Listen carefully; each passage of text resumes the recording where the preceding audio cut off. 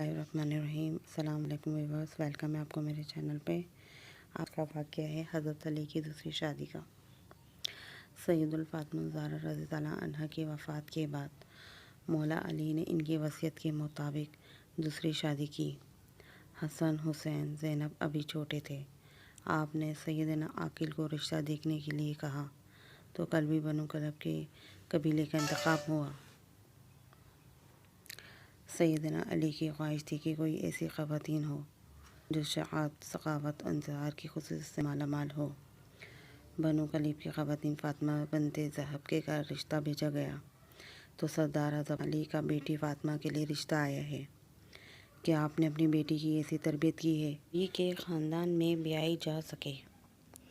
रिश्ता कबूल होता है तो फातिमा बिनते हज़म सैयदुल उम्मुल बनीन सैयदना अली के घर जाती हैं तो सैयदना हसन, हुसैन और ज़ैनब को गले लगा सैयदना अली से दरख्वास्त करती हैं कि इन बच्चों के सामने आप मुझे कभी फातिमा मत कहिएगा, इन्हें इससे इनकी माँ याद आ जाएगी।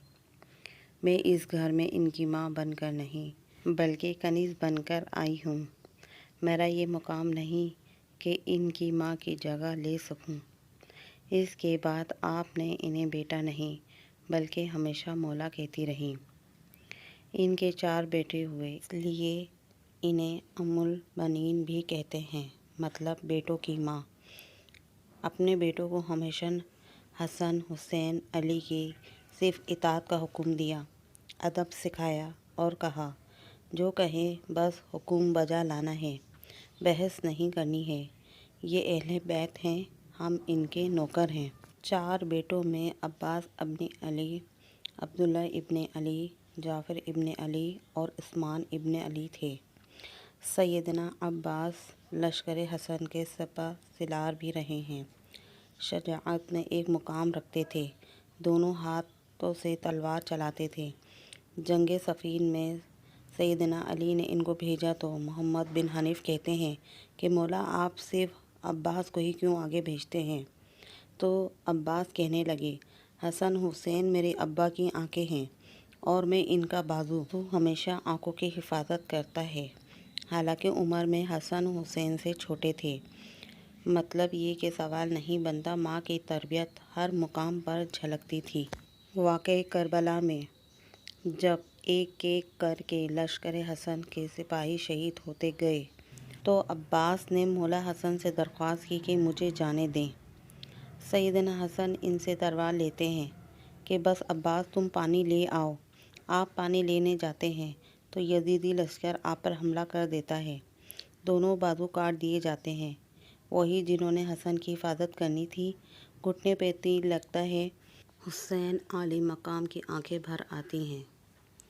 अब्बास मौला हुसैन से दरख्वास्त करते हैं कि मेरे घुटने से तीर निकाल दे और कहते हैं कि मौला मेरी वालदा से कह दीजिएगा कि अब्बास के दोनों बाजू नहीं थे, इसलिए सिर्फ आपको तीर निकालने का कहा।